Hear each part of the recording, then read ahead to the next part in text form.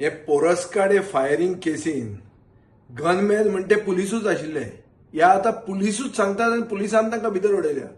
हें आयकून गोंयांत लोकांक दिसता की गोंयांत म्हणटा सरकार म्हणटी वस्त आसा काय कितें. लॉ अँड ऑर्डर म्हणटे कंप्लीट कॉलेप्स जाल्ले आहा. दिसा ढवळ्या चोरयो जातात, लोकांक धडायतात, मारतात, गोंयकारांक मारतात आनी गोंयकार आज भंयान जगतात. आनी पुलीसमॅन म्हणजे युनिफॉर्म घालून आसूंक जाय हे आज गुंड जाल्ले आहात. ही आज गोंयांत परिस्थिती आहा.